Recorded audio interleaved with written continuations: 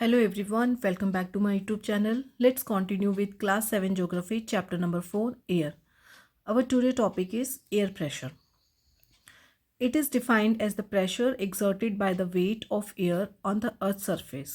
Air pressure क्या होता है? Air pressure means कि जो air होती है, air से एक pressure बनता है earth के surface के ऊपर. To understand this topic, first you should know what is air. Air is a mixture of different gases, as we already study. Like first of all, let's take an experiment. Take a empty glass. ठीक है, you people take an empty glass. एक खाली गिलास लीजिए. Look at this. What do you see inside? उस खाली गिलास में आपको क्या दिखेगा? Nothing. But do you know that there is air inside? आप अगर एक empty glass लेते हैं, उस empty glass में भी हवा होती है, air. Why so? Because air is present everywhere around us. हमारे चारों तरफ हवा प्रेजेंट है. ठीक है, एयर एक जो प्रेजेंट है and it's exerting pressure from all the directions. और चारों तरफ से जो एयर है वो एक प्रेशर बना रही है. Why so? Because air is present everywhere around us. हमारे चारों तरफ हवा रहती है. ठीक है, यू नो दैट जो ह्यूमन बॉडी है, हमारे ऊपर हवा का एक दबाव बनता है फ्रॉम ऑल द 4 डायरेक्शंस. चारों डायरेक्शन से इक्वल एयर प्रेशर बनने की वजह से हमें जो है वो प्रेशर फील नहीं होता. As we go up the layer of atmosphere the pressure falls rapidly. जैसे ही हम एटमॉस्फेयर की टॉप लेयर्स पे जाएंगे, ये जो प्रेशर्स है ये गिरने लगता है. ठीक है, रिड्यूस होने लगता है. The air pressure is highest at the sea level and it decreases with the height. So now do you know that air is heavy और लाइट? वैसे तो हमें हवा हमेशा लाइट फील होती है. Generally we feel that air is very light, but do you know that air is also have a pressure. In some area air is very heavy and in some area air is very light. So now here I am discussing about, we are going to discuss about low pressure area and high pressure area. It means कुछ ऐसे areas होते हैं जहाँ पे हवा का pressure बहुत ज़्यादा रहता है और कुछ ऐसे areas होते हैं जहाँ पे air का pressure बहुत ज़्यादा low रहता है. So the air where temperature is high, the air gets heated and rises. This creates a low pressure area. Low pressure area में आप जनरली क्या देखोगे? Cloudy skies and wet weather. ठीक है, वहाँ पे बारिश जैसा एक क्लाउड्स बने रहेंगे आसमान में और जो वेदर है वो थोड़ा सा वेट रहता है. तो ये जनरली किन एरियाज़ में होता है? जहाँ का टेम्परेचर बहुत ज़्यादा हाई होता है. The area where temperature is high. जब टेम्परेचर बहुत ज़्यादा हाई हो जाता है तब क्या होता है कि एयर जो है हीटेड हो जाती है, बहुत ज़्यादा गर्म हो जाती है, जिसके वजह से एयर एक्सपैंड करके राइज कर जाती है. ठीक है, अपने एरिया अपने स्पेस से जो ऊपर चली जाती है, टॉप लेयर्स पे चली जाती है एटमॉस्फेयर की. So that this creates a low pressure area. High pressure area क्या होते हैं? हाई प्रेशर एरिया में आप देखोगे clear and sunny skies in area having low temperature. जहाँ पे टेम्परेचर बहुत कम रहता है, the air is cold. Air जो है कोल्ड हो जाती है and it become very heavy. ठीक है, एयर का जो वेट है वो इंक्रीज हो जाता है. Air become heavy and dense. Heavy air होने की वजह से it sinks down and creates a high pressure area. So now you come to know that कि air is also having its atmospheric pressure. It can be high, it can be low. अच्छा, ऐसा क्यों होता है? Do you know that why air pressure is high and low? It is because air is fluid. ये इसलिए होता है क्योंकि जो एयर है वो एक फ्लूइड की तरह होती है. The molecules of air are very loosely held. जो एयर के मॉलिक्यूल्स होते हैं वो एक दूसरे के साथ बहुत लूजली कनेक्ट होते हैं, लूज होते हैं molecules, and hence they can easily move in all direction, जिसकी वजह से वो चारों डायरेक्शन में मूव कर सकते हैं. तो इसी वजह से जो एयर है कहीं पर हाई प्रेशर शो करती है और कहीं पर low pressure. This point to be noted, the air always moves from high pressure areas to low pressure area. Air की जो मूवमेंट होती है वो हमेशा हाई प्रेशर एरिया से लो प्रेशर एरिया में होती है. Next topic is wind. What is wind? What is the difference between air and wind? Air is basically a atmosphere. हमारी जो अर्थ है, जो अर्थ प्लैनेट है, it is surrounded by an enveloped of air, that is called atmosphere. Wind क्या होता है? Wind is the horizontal motion of air due to the pressure difference between two places. Wind क्या होते हैं? Wind जो होता है एक हॉरिजेंटल मोशन होता है एयर का. ठीक है, due to the pressure difference between two places. Different different pressure की वजह से, कहीं पे एयर का प्रेशर कोल्ड है, कहीं पर ज़्यादा हीट क्रिएट हो रही है, तो विंड जो है उसके अकॉर्डिंग फ्लो करती है. So the movement of air from high pressure area to low pressure area is called wind. So there is three types of wind. First one is the permanent wind. Second one is the seasonal wind. The first one is permanent wind.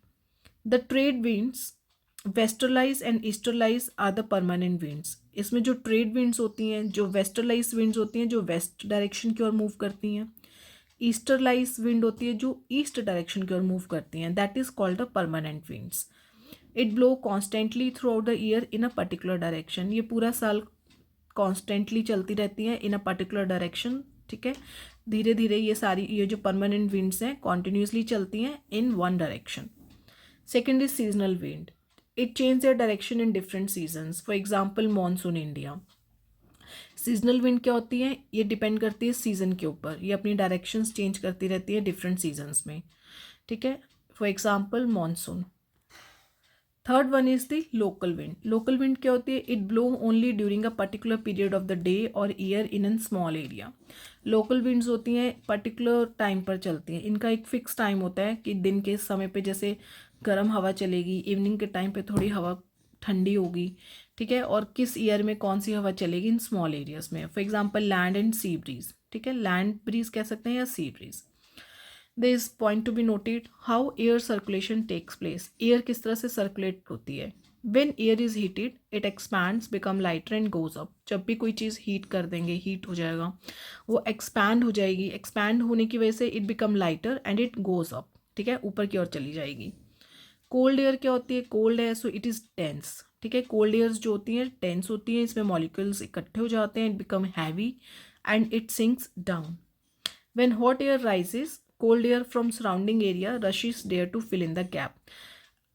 आपको पता है air जो है हमारे चारों तरफ रहती है. ठीक है, हॉट एयर कोल्ड एयर दोनों तरह की एयर रहती है, डिपेंड्स ऑन द टेम्परेचर. ठीक है, जैसे ही हॉट एयर होगा टेम्परेचर बहुत ज़्यादा बढ़ेगा, हवा जो है एयर बहुत ज़्यादा हीटअप होगी तो वो एक्सपैंड होके ऊपर की ओर फ्लो कर जाएगी. और जैसे ही स्पेस बनेगा तो जो आसपास की जो कोल्ड एयर होगी वो क्या करेगी? उस गैप को फिल करेगी. ठीक है, एटमॉस्फेयर में अर्थ प्लैनेट के उस एरिया को कवर कर लेगी. That is how air circulation takes place. इस तरह से एयर जो है सर्कुलेट होती रहती है. Next topic in this chapter is moisture. What is moisture? When water evaporates from the land in water bodies, it become water vapors. क्या होता है जब जो भी लैंड पे या फिर वाटर बॉडीज़ हैं, रिवर, सी, लेक्स, इनमें जितना भी पानी है, जब सन की बहुत ज़्यादा गर्मी पड़ती है, बहुत ज़्यादा हीट पड़ती है, टेम्परेचर इंक्रीज होता है अर्थ पर, तो क्या होता है ये पानी जो है इवेपोरेट होने लगता है. इवेपोरेट मतलब भाप बन के, स्टीम बन के उड़ने लगेगा और इट बिकम वाटर वेपर्स. ठीक है, ये वाटर वेपर्स बन जाएगा. Moisture in the air at any time is known as humidity. ये वाटर वेपर्स क्या होते हैं? एयर में जाके स्टोर हो जाते हैं. जैसे एयर में जो है मॉइस्चर बनने लगता है, उस मॉइस्चर को ही क्या कहते हैं? ह्यूमिडिटी. ठीक है, when the air is full of water vapours it call a humid day. आपने सुना होगा गर्मियों में ह्यूमिडिटी बढ़ जाती है. क्यों? क्योंकि गर्मियों में टेम्परेचर बढ़ जाता है, सन की हीट बहुत ज़्यादा होती है, जिससे कि लैंड में जितना भी पानी है वो जो है भाप बन के, वाटर वेपर्स बन के हवा में इवेपोरेट होने लगता है, हवा में कलेक्ट होने लगता है, जिसकी वजह से जो एयर है उसमें बहुत ज़्यादा मॉइस्चर हो जाता है, बहुत ज़्यादा ह्यूमिडिटी बढ़ जाती है. As the air gets warmer its capacity to hold the water vapour increases. जितनी हवा गर्म होगी, जितनी हीट इंक्रीज होगी, वाटर वेपर्स उतने ज़्यादा इंक्रीज होते जाएंगे. एयर की कैपेसिटी बढ़ जाएगी उतने वाटर वेपर्स को होल्ड करने की.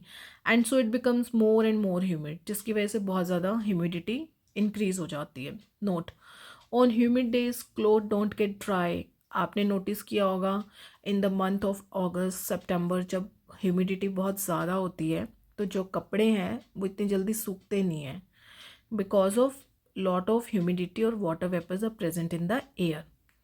And in this season sweat a lot. That will be very uncomfortable situation, uncomfortable condition for humans. Next is rain. What is rain? When the water vapor rises it starts cooling. जब water vapors rise करते हैं तो वो क्या होते हैं? Cool होना start हो जाते हैं, ठंडे हो जाते हैं. The water vapor condenses causing formation of droplets of water. Clouds are just masses of such water droplets. When these water droplets became too heavy to float in air, then they come down as precipitation.